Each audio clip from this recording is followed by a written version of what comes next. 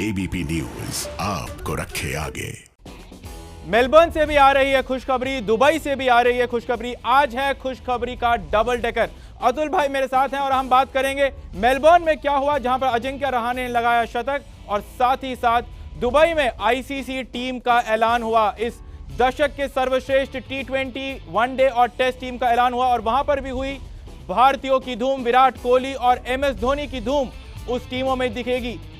इन सब के बारे में हम आपको बताएंगे, लेकिन सबसे पहले बातचीत मेलबर्न की। और क्यों हम कह रहे हैं कि मेलबर्न में होगा मैजिक, क्योंकि आज अजिंक्य रहाणे ने लगाया एक शानदार शतक। सबसे पहले आप ये रिपोर्ट देखिए। रहाणे की पारी की बड़ी बात यह रही कि उन्होंने ऐसे वक्त पर रन बनाए जब भारत सीरीज में 0-1 से पीछे चल रहा है। पहले टेस्ट में विराट कोहली को रन आउट करवाने के लिए उनकी आलोचना हो रही थी, और मेलबर्न में जब वो बल्लेबाजी के लिए उतरे तो टीम इंडिया संकट में थी। दूसरे दिन एक वक्त पर भारत का स्कोर 64 रन पर 3 विकेट था, और दिन का खेल खत्म होने तक स्कोर रहा 277 रन पर 5 विकेट। मेलबर्न टेस्ट की पहली पारी में रहाणे 200 गेंद पर 104 रन पर नाबाद हैं। पारी में वो 12 चौके लगा चुके हैं। रहाणे ने हनुमा विहारी के साथ 52 रन, ऋषभ पंत के साथ 57 रन की साझेदारी की। वहीं रविंद्र जडेजा और रहाणे 104 रन की नाबाद साझेदारी बनाकर क्रीज पर डटे हुए हैं, और भारत के पास पहली पारी में 82 रन की बढ़त है। यकीन नहीं होता तो ये आंकड़े देखिए। ऑस्ट्रेलिया में 10वें टेस्ट में रहाणे का ये दूसरा शतक है।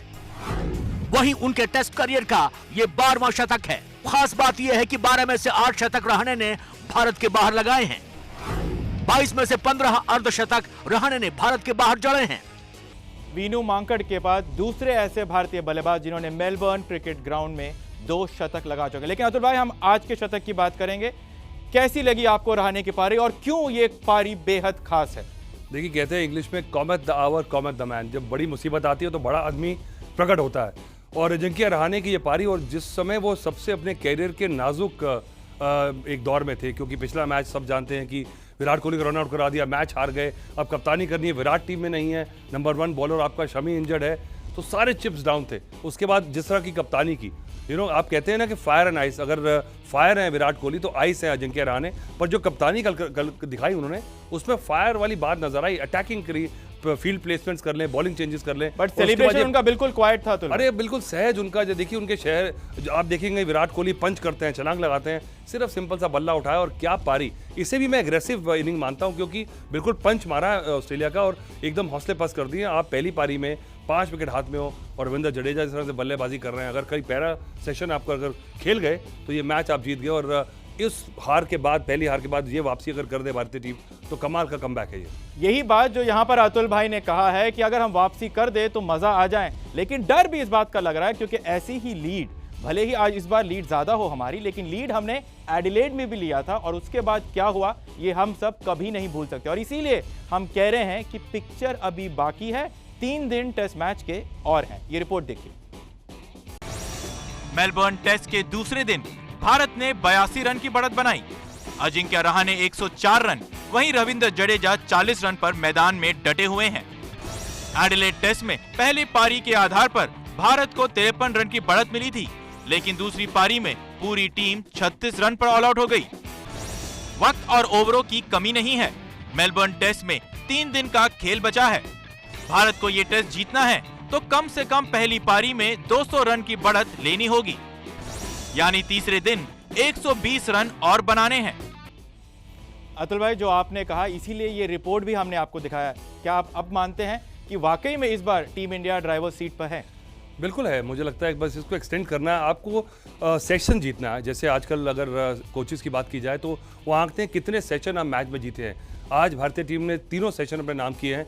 मुझे लगता है कि कल अगर पूरा दिन खेल जाए, अगर लंच तक ये किसी तरह से पूरे ऑल आउट ना हो तो फिर बढ़िया हो जाएगा, क्योंकि दूसरी पारी में फिर से ऑस्ट्रेलिया के ऊपर दबाव है। पहले तो लीड उतारें, फिर लीड चढ़ाएं, तो ये मैच भी मुझे 5वें दिन ज़्यादा नज़र नहीं आ रहा, पर इस समय यहाँ से हट गए और इतना बढ़िया कमबैक करा है पहले मैच के बाद, तो मुझे लगता है कि इस बार ये जो स्पिरिट दिखाई है ना, ये अजिंक्य रहाणे की कप्तानी को लेके तो है ही, ये एक विराट कोहली ने जो जाते हुए उन्हें एक पेप टॉक दी थी, उसका भी नतीजा, और रवि शास्त्री और जो टीम मैनेजमेंट है उनका भी एकदम, उनका कॉन्फिडेंस ऊपर लाना इतनी जल्दी 36 पे आउट होने के बाद, ये बताता है कि ये टीम इतनी जल्दी हथियार नहीं डालेगी। इस वक्त एक और बड़ी खबर आ रही है, और खबर ये कि आईसीसी ने टीम ऑफ द डेकेड का ऐलान किया है टेस्ट, वनडे और T20 में, और वहां पर टीम इंडिया की धूम मची है। आईसीसी ने इस दशक की सर्वश्रेष्ठ टीम का ऐलान किया है। तीनों फॉर्मेट में आईसीसी टीम में भारत के कप्तान ही बने हैं। धोनी वनडे और T20 के कप्तान बने हैं, विराट कोहली टेस्ट टीम के कप्तान बने हैं। विराट कोहली एकमात्र खिलाड़ी जो तीनों फॉर्मेट की आईसीसी टीम में शामिल है। धोनी, रोहित शर्मा, अश्विन, बुमराह भी इस आईसीसी टीम का हिस्सा है। आइए हम आपको जल्दी से दिखा देते हैं कि आईसीसी टेस्ट टीम में कौन कौन शामिल है। आपको बता दें, आईसीसी के वनडे टीम में हम आपको सबसे पहले दिखा रहे हैं, कप्तान है महेंद्र सिंह धोनी। ये टेस्ट टीम आपको हम दिखा रहे हैं। टेस्ट टीम में Alastair Cook, David Warner, Kane Williamson, Virat Kohli कप्तान, Steve Smith, Sangakkara wicketkeeper, Ben Stokes, Ashwin, Dale Steyn, Stuart Broad और जेम्स एंडरसन। आइए जल्दी से हम आपको दिखाते हैं कि आईसीसी के वनडे टीम का हिस्सा कौन कौन है। वनडे टीम आईसीसी में कप्तान एक बार फिर बने हैं Mahendra Singh Dhoni, ICC one day team के कप्तान। उस साथ साथ विराट कोहली भी उस वनडे टीम का हिस्सा हैं। ये आप देख रहे हैं महेंद्र सिंह धोनी कप्तान, और T20 में भी महेंद्र सिंह धोनी कप्तान हैं। वनडे की टीम में Rohit Sharma, David Warner, Virat Kohli, A B de Villiers, Shakib Al Hasan, Mahendra Singh Dhoni कप्तान और विकेटकीपर दोनों, बेन स्टोक्स, मिचेल स्टार्क और ट्रेंट बोल्ट। आईसीसी ने इस दशक के सर्वश्रेष्ठ टीमों का ऐलान कर दिया। अतुल भाई, कैसे देखते हैं इन तीनों टीमों को आप? हर टीम में विराट कोहली का नाम है, इसीलिए कहना सही है कि विराट को ही मिलेगा इस डेकेड का सबसे सर्वश्रेष्ठ क्रिकेटर का अवार्ड, जो कल अनाउंस होने वाला है। बिल्कुल होना ही चाहिए। मुझे लगता है कि 20,000 से ज़्यादा रन को एक 10 साल में बना दे अंतर्राष्ट्रीय क्रिकेट में, तीनों फॉर्मेट्स में 50 से ऊपर की औसत है, तो ये जो आंकड़े हैं ये माइंड बॉगलिंग है।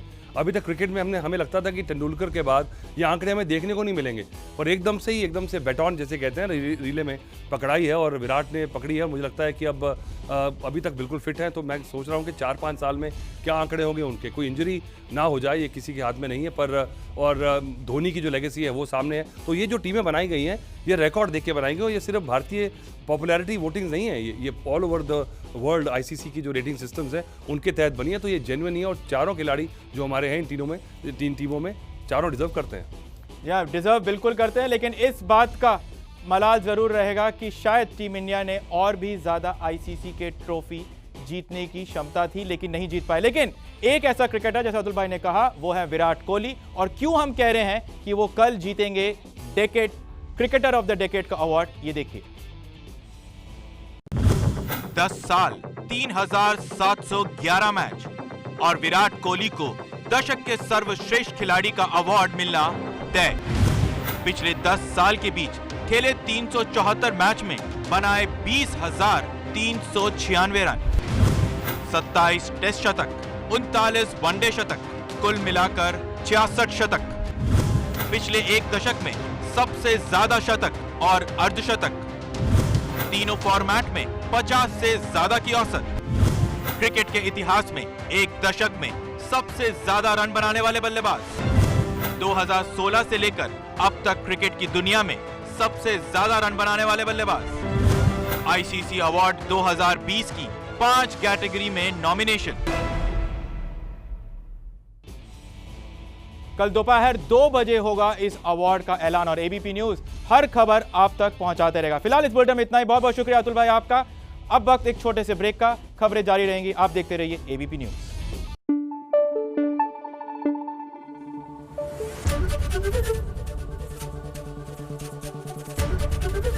एबीपी न्यूज आपको रखे आगे।